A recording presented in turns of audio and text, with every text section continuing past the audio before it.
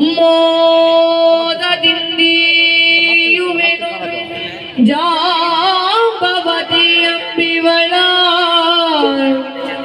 ಮೋದದಿಂದಿಯುವೆನು ಜಾಂಬವತಿ ಅಂಬಿವಳ ಸಾದರದಿ ಸ್ವೀಕರಿಪುದು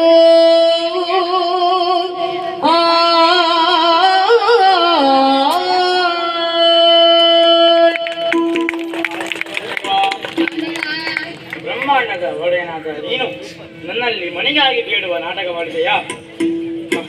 ಅರ್ಥವಾಯಿತು. ಈ ಹಿಂದೆ ಬಲಿಯನ್ನು ದೊಡ್ಡವನಾಗಿ ಮಾಡಿಸುವುದಕ್ಕೆ ನೀನು ಅವನಲ್ಲಿ 3 ಅಡಿಯನ್ನು ಕೇಳಿದವನು. ನನಗೆ ನಿನ್ನ 2 ಅಡಿಗಳೇ ಸಾಕು, ಬೇರೇನೂ ಬೇಡ.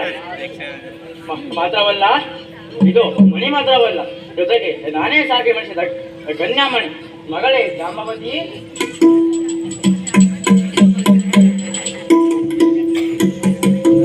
ಇವಳನ್ನು ನನಗೆ ಒಪ್ಪಿಸ್ತೇನೆ. ನನ್ನನ್ನು ಗುದಾದನ್ನಾಗಿಸಬೇಕು ದೇವರೇ. ದೇವಾ, ಮುಂದಿನ ಕಲ್ಪದವರೆಗೂ ನೀನು ಬದುಕಿರು. ಮತ್ತೆ ನಿನ್ನನ್ನು ಬಂದು ಕಾಣ್ತೇನೆ. ಈಗ ನಮಗೆ ತೆರಳುವುದಕ್ಕೆ ಅವಕಾಶ ಮಾಡಿಕೊಡಿ. ಆಗಲಿ ದೇವ.